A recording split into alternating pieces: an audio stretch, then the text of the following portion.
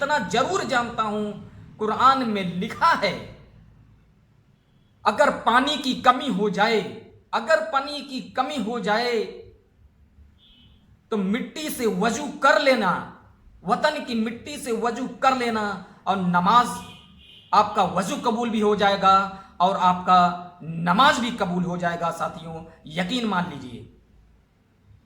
सभी देशवासियों को मैं बता देना चाहता हूं, और आजादी का इतिहास पलटकर देख लीजिए, आजादी का इतिहास पलटकर देख लीजिए। जनरल डायर ने जलियांवाले बाग में गोलियां चला दी, गोलियां चलवा दी। उनसे जब पूछा गया आपने गोलियां क्यों चलवाई, उनसे जब पूछा गया आपने गोलियां क्यों चलवाई, तो बोले पठान भाग रहे थे इसलिए गोलियां चलवा दी, चलानी पड़ी। अब्दुल खां गफ्फार, एक पठान के बेटे ने आगे बढ़कर कहा था, ललकार कर बोला था कि सरकार एक भी पठान के पीठ पर अगर गोली दिखा दे तो मैं आजादी के संग्राम से पीछे हट जाऊंगा।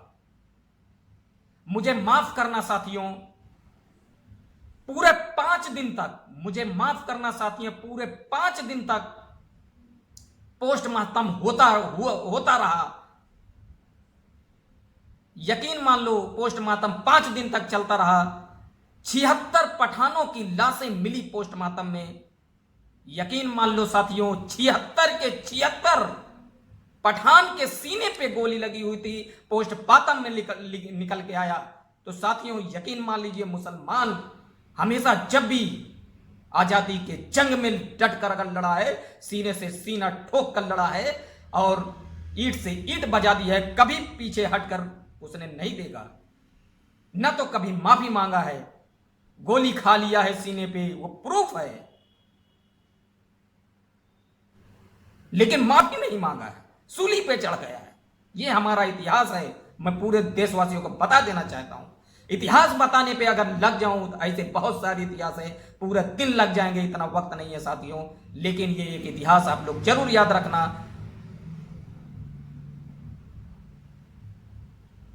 लोग कहते हैं मुझे ये राज खोलना ठीक नहीं, लोग कहते हैं मुझे ये राज खोलना ठीक नहीं, जहां बात हो मजहब की वहां बोलना ठीक नहीं। मंदिर मठ के मालिक हैं जो मस्जिद के पहरेदार, उनके दालानों में पलते हैं दिल्ली के दरबार हैं, उनके दालानों में पलते दिल्ली के दरबार हैं।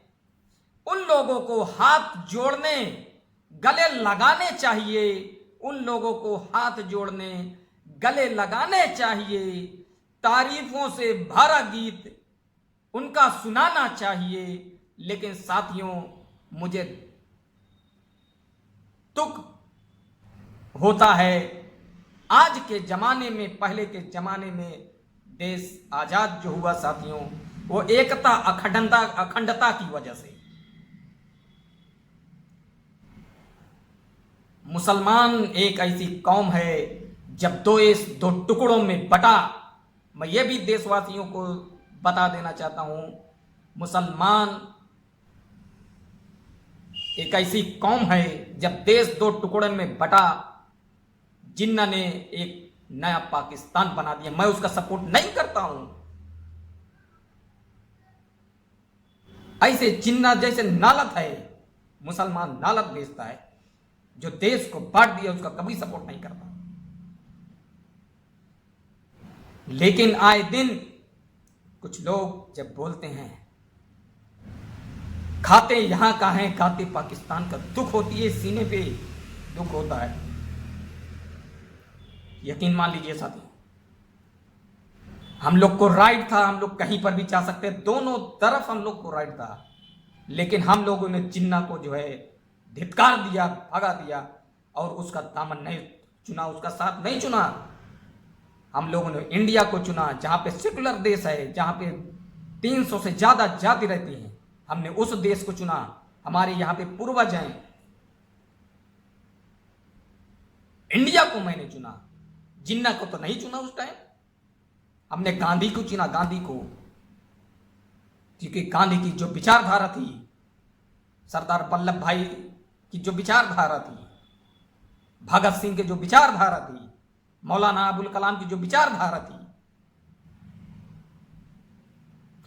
जो इंसानियत थी, हमने उसको देखा। क्योंकि धर्म बड़ा नहीं होता है देश से। मैं ये भी एक संकेत दे देना चाहता हूं, चाहे वो किसी भी धर्म का हो, चाहे मुसलमान हो, कोई भी हो, देश पहले धर्म बाद में। तो हम लोगों ने उस टाइम धर्म देखकर पाकिस्तान को तो नहीं चुना, क्योंकि वहां पे ज्यादा लोग थे, फिर भी नहीं चुना। लेकिन हमने देश से, वतन से मोहब्बत किया था। मैंने अपने इंडिया को चुना, बंटवारा नहीं किया हमने। जो सच्चे मुसलमान थे, यकीन मान लीजिए, सच्चा मुसलमान यही इंडिया में रह गया। क्योंकि जो रह गया मुसलमान, वो सच्चा देशभक्त, अपने इंडिया से सच्चा मोहब्बत करता। तो शक की गुंजाइश नहीं रह जाती साथियों ऐसे मुसलमानों।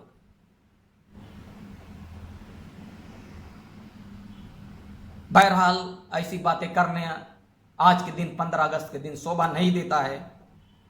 लेकिन मैं यकीनन बता देना चाहता हूं, अगर मैं अपना इतिहास बताने चलूं तो इतिहास नहीं खत्म होगा साथियों। और जैसा कि मैं बता दूं